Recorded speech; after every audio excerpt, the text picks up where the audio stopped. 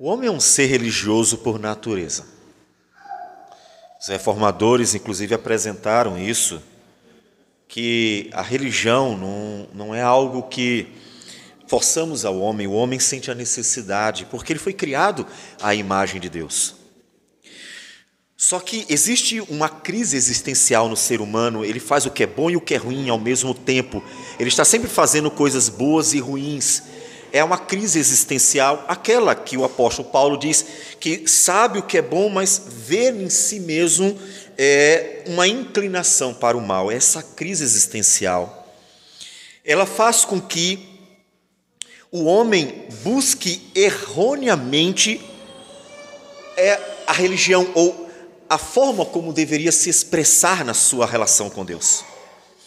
E uma das características problemáticas dessa busca marcada pela cegueira espiritual é o legalismo. O ser humano ele tende ao legalismo. É só você observar para todas as religiões. As religiões tendem a exigir do homem obras tais que sejam salvos por meio delas. Basta você observar as obras, ou as religiões e os seus ensinos acerca da salvação. Então, o cristianismo chega com uma mensagem que choca, e choca profundamente. Inclusive, Cristo chocou profundamente em sua época, porque ele chega apresentando uma salvação graciosa. Não que ela não fosse ensinada no Antigo Testamento, mas que até os judeus, por causa dessa tendência ao legalismo humano, não conseguiam perceber plenamente razão para condenarem um homem que nunca pecou, Jesus Cristo, Filho de Deus. A graça de Deus, que opera poderosamente, nos conduz a uma vida que, na mensagem que veremos hoje, é essência no cristianismo. A vida repleta do Espírito de Deus, para vivermos em amor a Ele e ao próximo.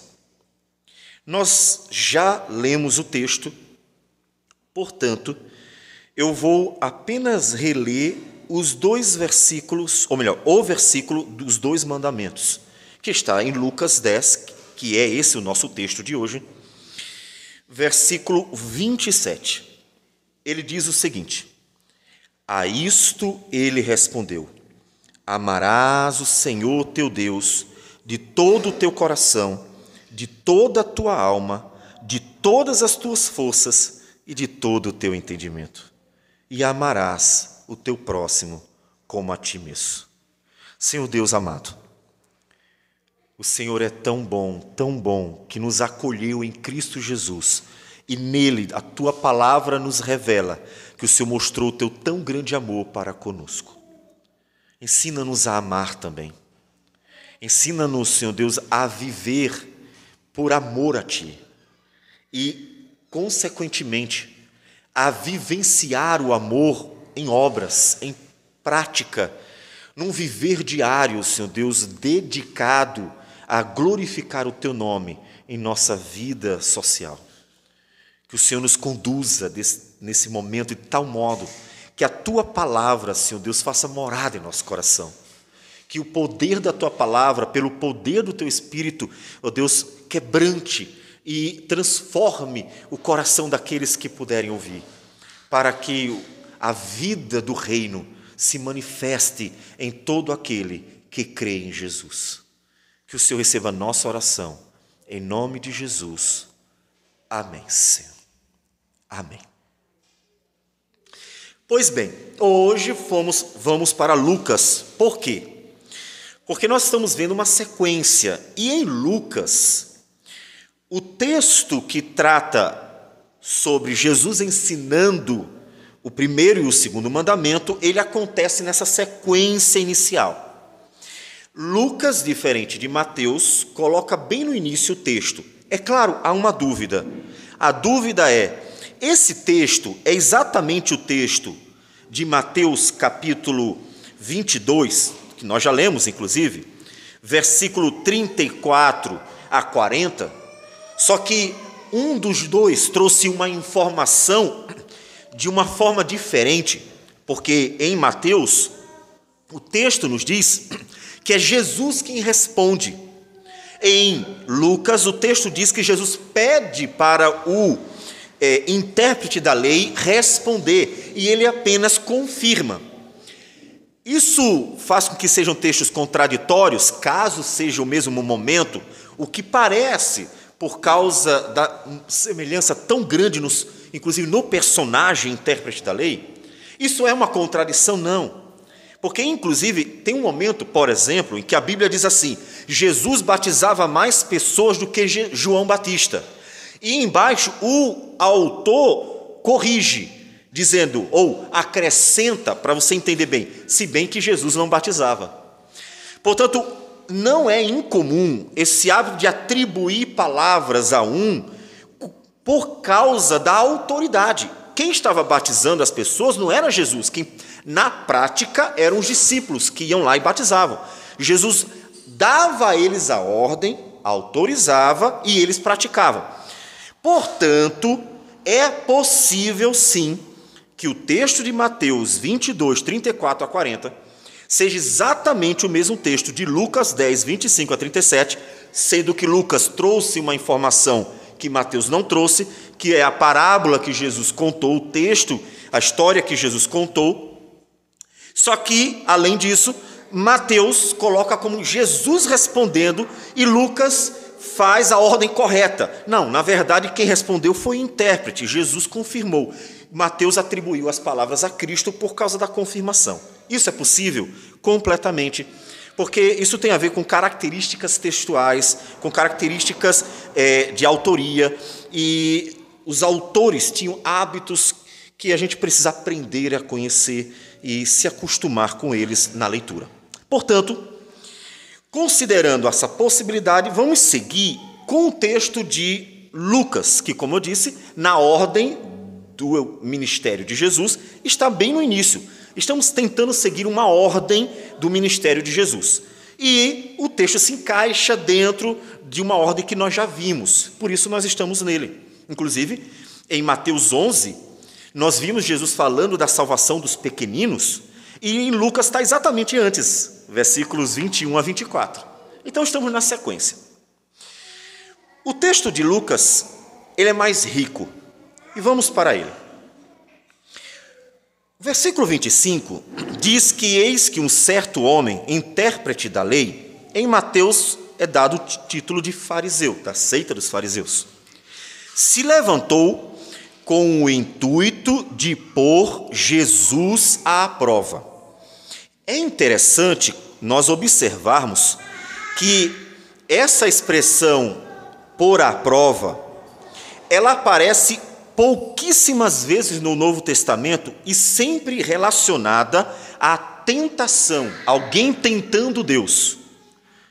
Por exemplo, Mateus 4, versículo 7, Jesus responde a Satanás: também está escrito, não tentarás o Senhor teu Deus. Em Lucas capítulo 4, versículo 12, o texto nos diz que Jesus respondeu a Satanás com a mesma palavra: não tentarás o Senhor teu Deus. É um versículo da Bíblia. E lá em 1 Coríntios capítulo 10, versículo 9, outra vez se confirma o sentido e a aplicação da palavra em relação a Deus. 1 Coríntios 10, 9. Não ponhamos o Senhor à prova, que significa exatamente, não tentarás o Senhor teu Deus. É interessante que Lucas tenha usado essa palavra aqui, quando na Bíblia ela aparece como uma referência a tentar a Deus. Talvez possamos dizer que ele propositadamente quis mostrar que aquilo que o intérprete estava fazendo não era apenas um testar inocente, mas uma tentação a Deus. Ele estava ali com um propósito maligno, um propósito maldoso, um propósito de tentar a Cristo como alguém que tenta a Deus. Claro que ele não sabia que Jesus era Deus, mas a semelhança no uso do termo nos conduz à ideia de que há uma maldade, um pecado ali. Há um pecado. Podemos ver isso até mesmo sem observar a palavra específica. Claro que eu estou olhando a palavra em grego. Mas mesmo sem olhar para ela, olhando para o texto, observe que o intérprete da lei não chegou para Jesus para tentar aprender. Como você poderia chegar para mim, pastor, eu precisaria entender isso aqui, me explica isso aqui. Ou fazer uma pergunta querendo aprender mais. O intuito dele, diz o texto, que era provar, era tentar, como pode ser colocada como tradução a palavra, tentar Jesus. O intuito não era um intuito bom, era um intuito mau. Então, ele chega para Jesus e faz a seguinte pergunta: Mestre, que farei para herdar a vida eterna? Uma vez que o intuito não era bom, o intuito era mau, o propósito era realmente tentar a Cristo. E aí volto outra vez para Mateus, capítulo 22, porque, como nós já falamos, até o texto deixa isso a entender. Em Mateus, os fariseus, sabendo que Jesus fizera calar os saduceus, se reuniram em conselho com o propósito de pegar Jesus. E vocês sabem que saduceus e fariseus estavam o tempo inteiro tentando fazer com que Jesus caia em alguma cilada para terem com que acusar. O propósito não era bom, mas era maldoso. Só que a pergunta é: Mestre, que farei para herdar a vida eterna? Então eu tenho que pensar, como é que ele queria tentar Jesus com essa pergunta? Percebem? Ele chegou para Jesus e disse: Mestre, que farei para herdar a vida eterna? Só que essa pergunta é maldosa. O intuito é pegar Jesus de alguma forma. Eu tenho que entender isso para entender melhor o que se dá ali. Ele não está querendo a vida eterna e mostrando interesse a Cristo. Ele está tentando ver se Jesus vacila na sua resposta. E então eles vão dizer: errou, mestre? O senhor não sabe de tudo? Como é que o senhor errou numa pergunta dessa? A questão é essa. Eles querem pegar Jesus. Tem um outro personagem, em Lucas mesmo, lá no capítulo 18, versículo também 18, que faz a Jesus a mesma pergunta, só que ali o intuito é um intuito, vamos dizer, interesseiro. Não é maldoso porque ele não quer testar Jesus. Não podemos dizer que era um intuito profundamente sincero, como alguém que ali está pronto a se converter, porque ele termina indo embora sem dar ouvidos ou responder corretamente a Cristo. Então, é um intuito, parece que meio que interesseiro. Por quê? Porque parece que o jovem rico de Lucas 18, ele está querendo que alguém massageie o seu ego e ele se sinta salvo, apesar de ser um homem que tinha algo para mudar. Lucas 18 diz que certo homem de posição, um homem rico, perguntou-lhe: bom mestre, que farei para herdar a vida eterna? Vocês lembram que Jesus no final diz: vende tudo o que tem, então dá aos pobres, ou dá tudo aos pobres e segue-me. E Jesus mostrou que ele amava mais o dinheiro do que a Deus, porque se ele queria a vida eterna, como é que ele trocou a vida eterna pelos bens? Seja, se ele queria tanto a vida eterna, e o próprio Messias está dizendo para ele: dê tudo aos pobres e me segue que você tem a vida eterna. Ele teve dúvida. Pense na seriedade do assunto. O Messias está lá dizendo: dê tudo aos pobres e me segue, e então terás a vida eterna. E ele simplesmente vai triste. Ou seja, ele teve uma oportunidade e, de fato, mostrou que o seu coração não estava realmente ansiando mais do que tudo a salvação. Não é que ter riquezas fosse um pecado ou isso condenasse ao inferno, mas a prioridade dele, preferindo ter os seus bens a ter a vida eterna, mostrou que o seu coração não estava no Senhor. Então, Observe que os dois perguntam a mesma coisa. Por que eu usei o texto de Lucas, já que ele não tem nada a ver com o texto de Lucas 10, Lucas 18, do jovem rico, e Lucas 10, do texto do intérprete? Porque lá em Lucas 18, Jesus fala da lei. Jesus responde para ele sobre o que fazer para ter a vida eterna, mencionando a lei. Ele diz, versículo 20, sabes os mandamentos.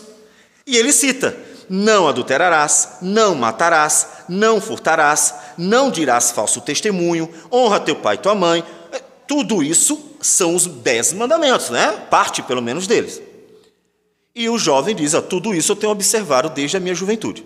Então observe que ali, a resposta de Jesus foi com mandamentos. Parece que Jesus propositadamente citou o que o jovem queria ouvir. No final da resposta, observe que o ego do jovem rico foi: estou salvo, sou um homem salvo, porque tudo isso eu tenho observado desde a minha mocidade. O legalismo judaico daquela época cumpre aparentemente tudo isso, que está tudo resolvido. E Jesus chegou onde ele queria, mostrar que apesar de cumprir tudo aquilo, por ele não amar mais a Deus do que a si mesmo, por ele não desejar mais a vida eterna do que o dinheiro que ele tinha, ele estava perdido. O legalista não vai para o céu, porque ele pode cumprir a lei inteira, mas não desejar a glória de Deus mais do que tudo, não ter prazer na vida eterna mais do que tudo. Portanto, o legalismo não é suficiente para salvar o homem. Jesus seja propósito. Só que aqui, no Bom Samaritano, como ficou conhecido o texto, o Senhor Jesus responde, ou na verdade pede para ele responder, e o intérprete vai mais fundo. Aquele vai mais fundo. A resposta do intérprete são os 2 grandes mandamentos. Jesus jogou para ele a resposta. O que está escrito na lei? Como interpreta? Ele é um legalista, o intérprete. Jesus então pergunta, o que está escrito na lei? Um homem que queria ouvir algo sobre a lei. A resposta dele estava correta. Ele não estava longe do reino dos céus, como o Senhor Jesus mesmo vai dizer. A resposta dele está correta. Qual é o coração da lei? Amarás o Senhor teu Deus de todo o teu coração, de toda a tua alma e de toda a tua força e de todo o teu entendimento. E amarás o teu próximo como a ti mesmo. Aquele intérprete conhecia. Olha que coisa curiosa. O homem foi ali para tentar Jesus, em conselho com os fariseus, considerando o texto de Mateus. E o homem conhecia o coração da lei. E esse homem ainda não era convertido ao Senhor. Semelhante ao jovem rico que conhecia a lei, ele também. Só que este momento ainda é mais profundo, porque ele realmente acertou o coração da lei. É possível conhecer a Bíblia inteira e não ser salvo. É possível conhecer toda a lei e não amar a Deus de verdade. É possível saber tudo o que tem que ser feito e não amar o próximo como Deus quer que seja amado. Logo, o conhecimento aparente da palavra de Deus não é suficiente para salvar o homem. Por isso, o legalista não é salvo. Ele conhece a lei, mas ele não tem em seu coração a alma da lei. Ela não é aplicada à sua alma. Ele não entende isso. Por isso, Jesus chocou bastante as pessoas. E nós vamos ver outra vez. Jesus vai chocar outra vez. A resposta foi correta. Versículo 28 diz, então Jesus lhe disse, respondeste corretamente, faze isto e viverás. Portanto, não estar errada a resposta, não se deve procurar algo mais, é isso mesmo. E eu já devo então perguntar a você: você ama ao Senhor, teu Deus, de todo o teu coração, de toda a tua alma, de todas as tuas forças, de todo o teu entendimento? Se Deus deixasse diante de você a mesma proposta que Jesus deixou, de você dar o que você tem de melhor nesta vida, pensando nos bens ou em tudo aquilo que você gosta e que cerca você. Se Deus pedisse isso, e você pode dizer assim, mas Deus não vai fazer isso. Abraão foi pedido a sacrificar o seu próprio filho Isaque, aquilo que Abraão mais amava. Percebe que lá em Abraão, Deus não pediu a fortuna de Abraão. Abraão era rico, Deus enriqueceu Abraão. Deus não pediu: Abraão, me dê tudo o que você tem. Provavelmente Abraão, com o coração que tinha, consideraria isso fácil demais.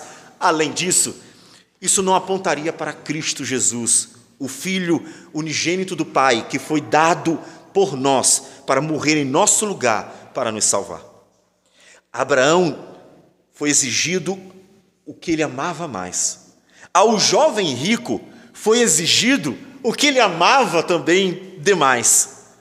E se isso fosse exigido de você, deveríamos pensar, porque isso é colocar nós mesmos em teste diante de um mundo que a qualquer momento pode mudar. Os mártires foram exigidos a dar a própria vida, tanto que Apocalipse diz que venceram porque em face à morte não amaram a própria vida. Eles estavam prontos para morrer por Cristo e morreram por Cristo. E a vitória deles não foi conseguirem lutar e vencer o inimigo mano a mano, mas foi morrer fielmente por Cristo Jesus. O que você mais ama nesse mundo? Com certeza você tem um amor a algo, pessoas. O que você mais ama? Você ama a Deus mais do que a isso? Você até pode dizer, não, mas vamos pensar, né? Eu amo minha esposa mais do que qualquer coisa nesse mundo, eu amo meus filhos mais do que qualquer coisa nesse mundo. Então você vai dizer assim, mas isso é um amor bom quando não está igual ou acima do amor a Deus. Amar as pessoas é bom, tanto é que o mandamento é: amarás o teu próximo como a ti mesmo. É claro que amar é bom, ninguém vai negar. Mas quando amar qualquer que seja a pessoa, muito menos ainda se falarmos a respeito, ou muito mais se falarmos a respeito de coisas, quando esse amor é colocado no mesmo patamar do amor que se deve a Deus, aí há um problema seríssimo. Você ama a Deus mais do que qualquer um. Você ama a Deus mais do que qualquer coisa. Você ama a Deus mais do que a si mesmo. De fato e de verdade. Diante do mandamento, deveríamos pensar isso. Porque não tenha dúvida que o nosso amor a Deus é testado todos os dias. Talvez você diga, pastor, dificilmente vai vir uma perseguição cristã como nos primeiros séculos. Eu concordo. Acredito que aquela época foi única, singular e passou de fato. Mesmo assim, você verá cristãos no Oriente sofrendo bastante. Não é a mesma dimensão, não é a mesma amplitude, mas sim cristãos sendo perseguidos e até mortos no Oriente. Além disso, mesmo que nunca venha uma perseguição a ponto de você ser exigido confessar ou não a Cristo, vida ou morte, todos os dias você é testado. Já observou que você tem todos os dias o gastar tempo com Deus ou não gastar tempo com Deus? Ou seja, orar ou não orar, ou fazer outra coisa. Ler a Bíblia ou fazer outra coisa. Ir ao culto ou fazer outra coisa. Realizar a obra do Senhor ou fazer outra coisa. Até, por exemplo, você está num trabalho, e eu lembro que isso aconteceu uma vez na minha vida, quando eu realizei um estágio, por ocasião da escola técnica onde eu estudei, e a questão era evangelizar os meus chefes, o dono da empresa, ou ficar calado para não perder o estágio. E evangelizar tem que ser a prioridade. Ou seja, por mais que você diga, não teremos uma tribulação semelhante aos mártires dos primeiros séculos, todos os dias você é testado, todos os dias você tem a oportunidade de provar se Deus é prioridade na sua vida. Com o que você faz, com o que você fala, o tempo que você gasta, o dinheiro que você gasta, todos os dias. Todos os dias você tem algo para Deus, algo para você mesmo. Algo para Deus, algo para você mesmo. E você todos os dias decide por alguém. Ou você decidiu orar, ou você decidiu, por exemplo, passear, ou você decidiu ler a Bíblia, ou você decidiu assistir um filme, por exemplo. Ou seja, não é que fazer aquilo que está ao nosso redor e viver a vida, digamos, normal, seja algo errado, mas não viver a vida para Deus é errado. Se você me disser que não tem tempo para orar, mas tem tempo para estar no celular, mexendo e vendo as coisas, tem alguma coisa errada, porque como é que você tem tempo para fazer isso e não tem tempo para orar? Se você me disser que não tem tempo para ler a Bíblia, mas tem tempo para ler qualquer livro, assistir qualquer filme e fazer qualquer outra coisa, então tem algo errado, porque você tem tempo, mas você faz as escolhas segundo o seu coração. E se você escolheu o que agrada a você e não o que glorifica a Deus ou o que te aproxima de Deus, é porque você fez a escolha segundo o coração, que ama mais a si mesmo do que a Deus. Não é pecado assistir filme, ler livros, passear, se divertir, brincar e assim, muitas outras coisas. Nada disso é pecado. Mas no momento em que você olha para si mesmo e vê que você tem negado o tempo que é devido a Deus, porque você usa o mesmo tempo apenas para você mesmo, então tem alguma coisa errada. Porque significa que você não tem tempo para Deus. Você não ama a Deus de todo o seu coração. Você ama a si mesmo de todo o seu coração. Portanto, você é testado todos os dias. Você não vai passar o dia todo lendo a Bíblia, porque próprio Deus vai dizer, tá bom, fecha a Bíblia e vai trabalhar. Tá bom, fecha a Bíblia e vai brincar com seus filhos. E assim por diante. Mas se você me disser que não tem tempo para essas coisas, enquanto o mundo é testemunha de tanto tempo que você gasta consigo mesmo, com as coisas mais fúteis que se possa imaginar, você está dizendo para Deus que estar com Deus é inferior a fazer qualquer coisa fútil que se possa fazer nessa vida. Como, por exemplo, olhar uma rede social. Então, observe que o mandamento, ele é uma exortação muito séria. Porque é o primeiro grande mandamento que em Mateus, Jesus afirma, destes 2 mandamentos dependem toda a lei e os profetas. É o grande mandamento da lei. Se você não ama a Deus de todo o seu coração, de toda a sua alma e de todas as suas forças, você não conhece a Deus. Porque essa é a essência da lei, é a essência da vida cristã, é amar a Deus. Começa por ali. O segundo dependerá, inclusive, do primeiro. Você ama a Deus de todo o seu coração, não tem nada mais importante para você do que Deus. Então, observe mais atentamente que todos os dias Deus testa você. E todos os dias você tem a oportunidade de mostrar que você ama mais a Deus do que a si mesmo. Deus te abençoa, sim, como eu já disse, há muitas coisas boas que nós desfrutamos porque são dádivas do próprio Deus. Mas se você disser para este mesmo Deus que te abençoa, que você não tem tempo para Ele, porque você só tem tempo para você, então alguma coisa está profundamente errada. Não espere que num dia que Jesus voltar, você esteja com Ele, já que você nunca quis estar.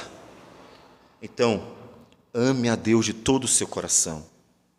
Isso é essência no cristianismo, na nova vida. O segundo mandamento é amarás o teu próximo como a ti mesmo. É interessante que para o intérprete da lei, o primeiro mandamento para ele está batido. Com certeza eu amo a Deus, eu mataria qualquer um por Deus.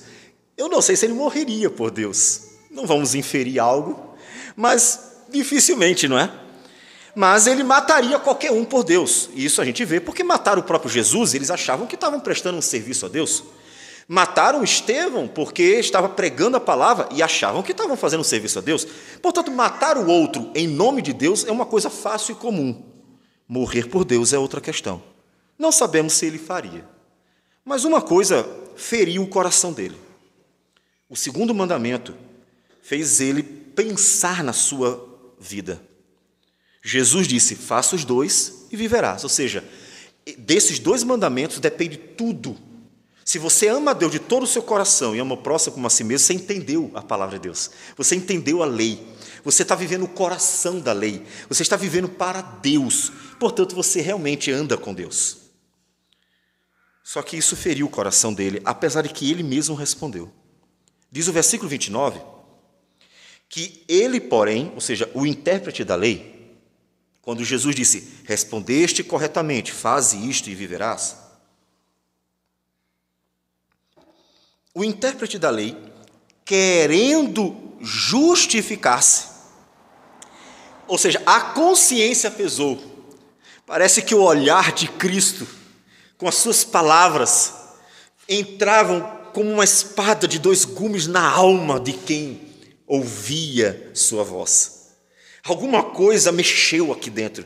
Ele se sentiu perturbado. Algo fez ele perceber que ele não estava vivendo o que ele mesmo disse. É isso que toda vez que a palavra de Deus é pregada, deve acontecer com você, como uma espada de dois gumes ferindo sua alma. Ela não massageia seu ego e diz que você é bom, ela fere seu coração dizendo o caminho para a salvação, que é Cristo Jesus. E ele sentiu algo ferir seu coração. Mas a atitude dele não foi a melhor. Porque querendo justificar-se significa, querendo se livrar desse peso de consciência, ele perguntou a Jesus, quem é o meu próximo? Meu próximo é minha esposa, são meus filhos, são os meus amigos. Gente, até um criminoso, ou até um terrorista, ama os seus. Todas as pessoas tendem a ter afinidade a alguém. Todas as pessoas tendem a ter afinidade a alguma pessoa do seu grupo. Isso é normal. E o Senhor Jesus disse isso. Capítulo 5 de Mateus, versículo 46. Porque se amardes os que vos amam, que recompensa tendes? Não fazem os publicanos também o mesmo? Se vocês amam apenas aqueles que é fácil amar, então qualquer um faz isso. Portanto, amar o próximo como a ti mesmo vai além das fronteiras do que é fácil amar. Vai além das fronteiras daquele muro que nos protege, como ele mesmo estava se protegendo. Quem é o meu próximo? Quem é aquele que eu devo amar? Jesus vai responder. Observe que agora não é mais uma questão de tentar Jesus. Agora foi Jesus que chegou profundo na alma dele e fez com que agora ele estivesse ali como vítima das palavras, digamos assim, ou seja, como alvo delas. Jesus responde com uma parábola. É do versículo 30 até o versículo 35. Jesus prosseguiu dizendo, certo homem, provavelmente um judeu, apesar de não dizer, mas dar a entender pela trajetória dele, por não dizer que era um judeu, afinal das contas, Jesus está falando de judeu para judeu. Então, devemos entender que esse certo homem é um judeu. Não teria, porém, por que entender diferente. Certo homem descia de Jerusalém para Jericó. Talvez tenha ido adorar ou outra coisa, mas ele estava nesse trajeto que tem uma porção meio deserta, de Jerusalém para Jericó. No meio ali do território, da região, ali até perto do Rio Jordão. E veio a cair em mãos de salteadores, os quais, depois de tudo lhe roubarem e lhe causarem muitos ferimentos, retiraram-se, deixando-o semi-morto. Então, o homem foi roubado, mas não só roubado, foi espancado até quase a morte. Foi deixado no chão. E eles saíram. E aí, aparecem os personagens. Casualmente, ou seja, não era o propósito dele, descia um sacerdote por aquele mesmo caminho. O sacerdote, o homem que deveria estar cuidando do serviço cultico ao Senhor, ensinando a palavra de Deus ao povo, um sacerdote. Jesus escolheu de propósito o personagem. Jesus poderia ter dito, veio um outro judeu. Não foi um judeu qualquer. Veio um homem que deveria ser tratado como homem de Deus, por ser um sacerdote. Um homem dedicado às coisas de Deus, por ser um sacerdote. Isso é o que deveria ser. Então, descia um sacerdote por aquele mesmo caminho e, vendo-o, passou de largo. Ele viu o homem, judeu para judeu. Por que é importante? Porque o judeu não se aproximaria se fosse um homem de outra etnia, um gentil, por causa da ideia da contaminação. Então, isso dificultaria o entendimento do que Jesus quer ensinar. Portanto, o homem que está lá é um judeu. O homem que está passando é um sacerdote, portanto, um judeu. Estão dentro de casa, ou seja, são irmãos pela própria fé, além de raça. Mas vendo aquele homem no chão, ele simplesmente passou longe. Ele nem sequer quis ir perto para ver se estava morto, ver se estava tudo bem. Não vamos entrar em detalhes que talvez alguém pudesse dizer, ele ficou com medo de ser um golpe e alguém iria roubá-lo. Mas, a princípio, como não é esse o propósito, o cenário é construído para dar a entender o mais simples. Está notório que o homem foi roubado, que o homem foi vítima, e o outro, mesmo assim, em vez de se aproximar para ver o que se deu, simplesmente passou longe. Passou longe. Não deu bola. Em outras palavras, não fui eu, não é minha responsabilidade, seguiu em frente. Versículo 32. Semelhantemente, um levita descia por aquele lugar, levita, homem da tribo de Levi, claro, mesmo a questão do sacerdote, só que dessa vez não é um sacerdote. O levita era um homem que também tinha responsabilidades com as coisas do Senhor, mas nem todo levita era um sacerdote.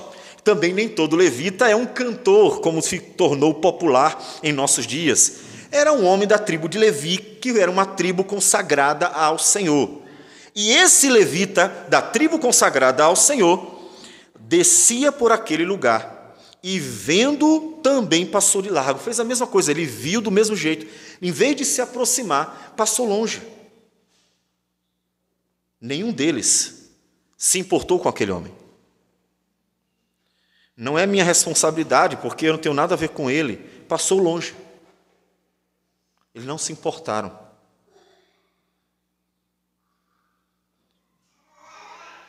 Se importar com o outro é uma questão muito séria. E é profunda, porque isso não é fácil.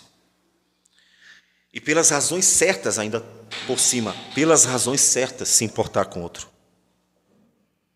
Um homem que necessitava, é um homem que precisava, um homem que estava à beira da morte, um homem que tinha uma necessidade profunda, eles não se importaram.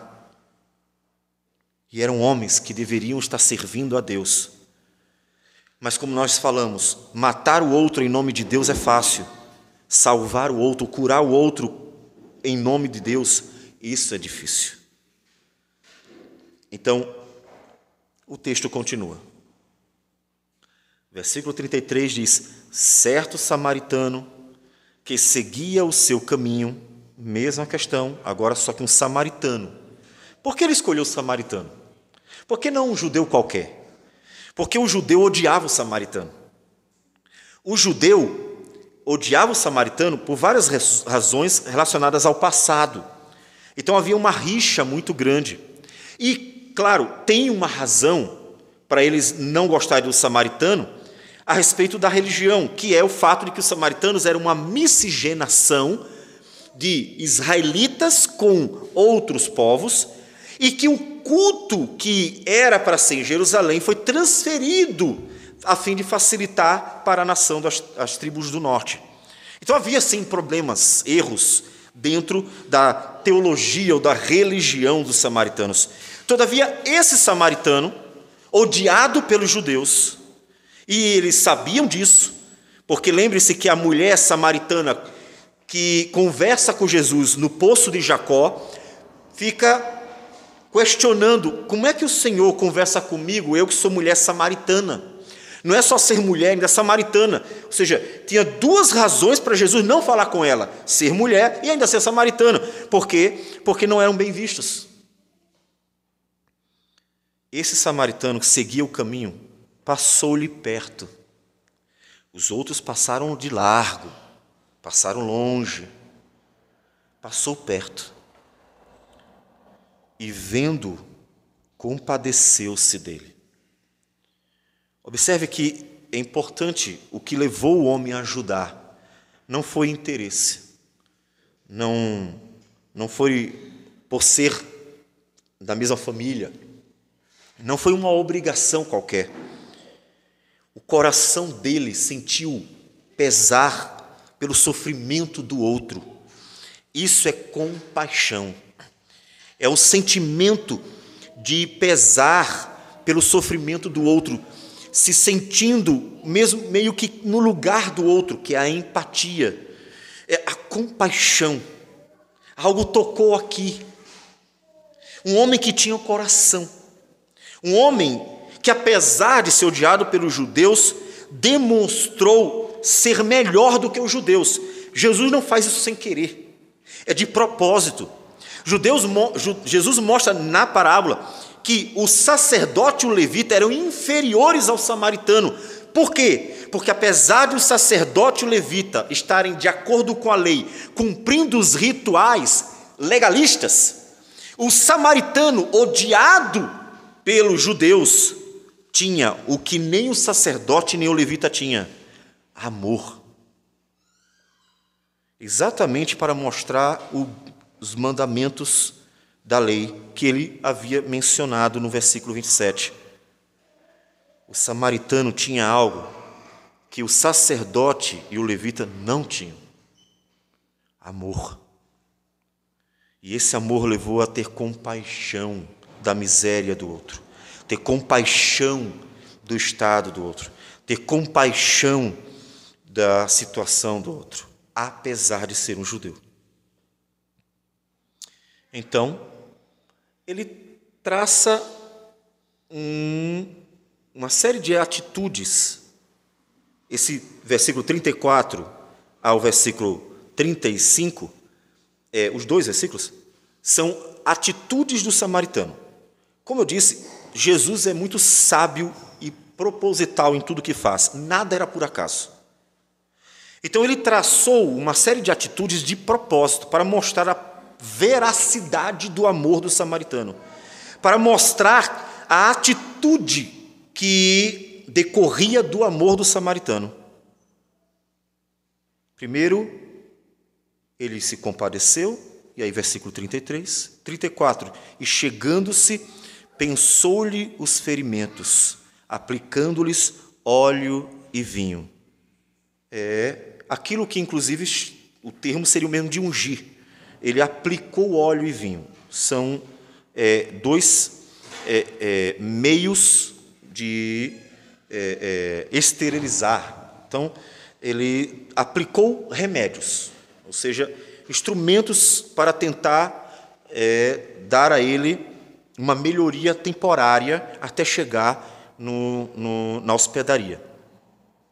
Então, ele cuidou dele, ele cuidou dos seus ferimentos, ele deu um trato nele, gastou tempo, deixou a sua jornada, dedicou tempo àquele homem não lhe devia nada, aquele homem não tinha nenhuma familiaridade com ele dedicou tempo, dedicou de seus bens, dedicou daquilo que ele tinha, e ainda colocou sobre o seu próprio animal.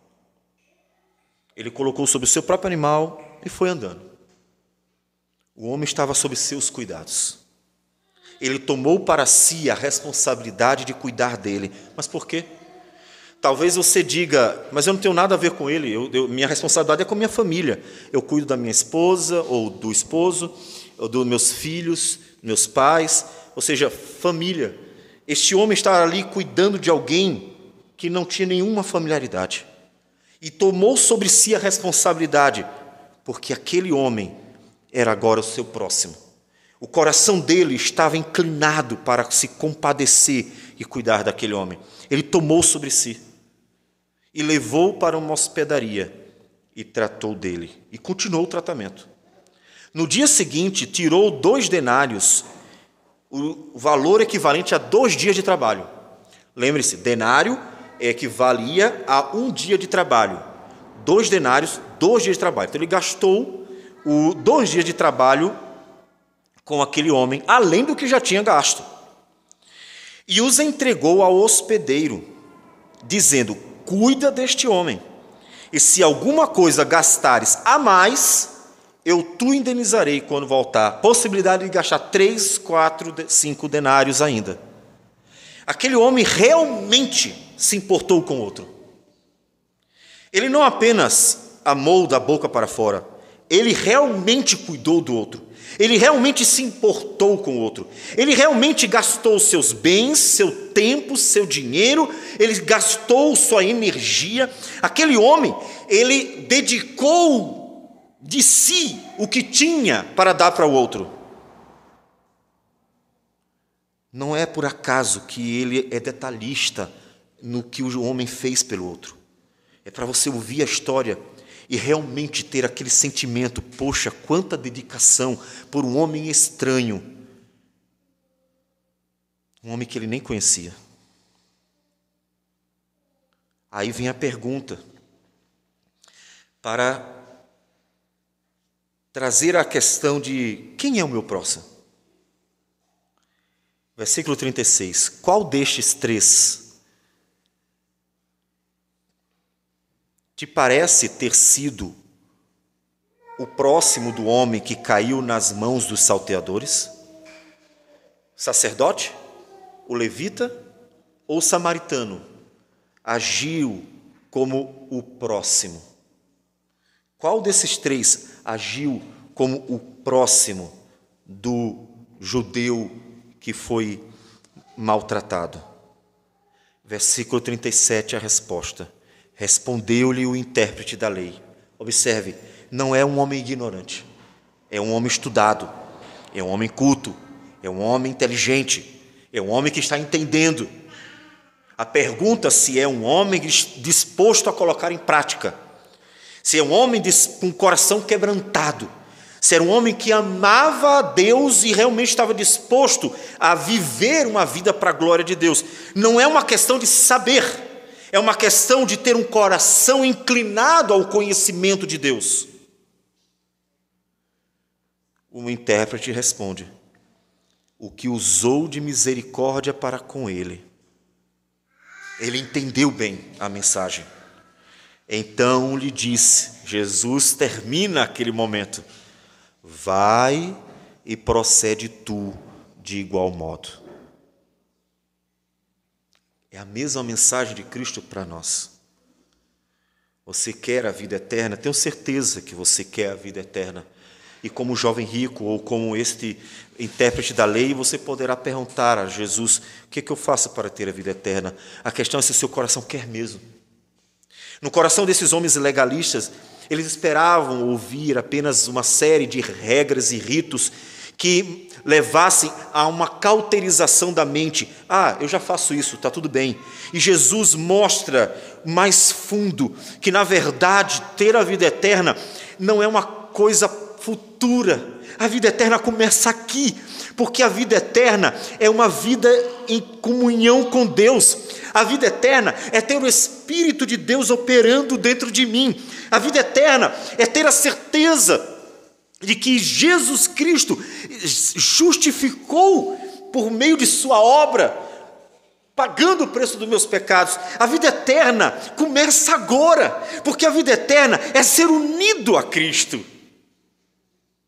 E mesmo que não tenhamos ainda a completude da vida eterna, porque ainda será tirado o pecado do mundo, e ainda seremos, portanto, transformados para sermos também imortais, ou seja, viveremos sem pecado e seremos imortais. Isso ainda não aconteceu. Mesmo não tendo acontecido, a vida eterna já começou, porque você, pelo poder do Espírito, já pode amar a Deus de todo o seu coração, de toda a sua alma e de toda a sua força. Você já pode viver aquilo que era impossível no passado, uma vida para Deus, a ponto de negar a si mesmo para glorificar o nome do Senhor, como o Senhor Jesus nos dirá em outro momento, em Mateus capítulo 16, versículo 24, ele diz: então disse Jesus a seus discípulos: se alguém quer vir após mim,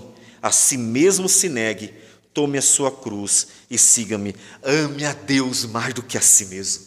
Se alguém quer ser salvo, ame a Deus mais do que a si mesmo. Isso implicará em viver uma vida para Ele, em amar o outro também. Isso implicará em todos os outros mandamentos, porque amar a Deus é o início da nova vida, é o operar do Espírito do Senhor em nosso coração, é o despertar do nascer, o novo nascimento. Então, você ama a Deus mais do que a si mesmo? E está pronto para viver o amor de Deus de fato e de verdade? Não é simples assim. Se fosse simples assim, o apóstolo João não falaria para a igreja como sendo algo necessário, mas ao mesmo tempo como sendo algo que não era fácil para o seu público, parece que não estava sendo posto em prática. E eu encerro então com as palavras do apóstolo João, em sua primeira carta, no capítulo 4, versículo a partir do 7, nos diz: amados, amemo-nos uns aos outros, porque o amor procede de Deus. E todo aquele que ama é nascido de Deus e conhece a Deus. Aquele que não ama não conhece a Deus, pois Deus é amor. Nisto se manifestou o amor de Deus em nós, em haver Deus enviado seu Filho unigênito ao mundo para vivermos por meio dele. Nisto consiste o amor, não em que nós tenhamos amado a Deus, mas em que Ele nos amou e enviou seu Filho como propiciação pelos nossos pecados. Amados, se Deus de tal maneira nos amou, devemos nós também amar uns aos outros.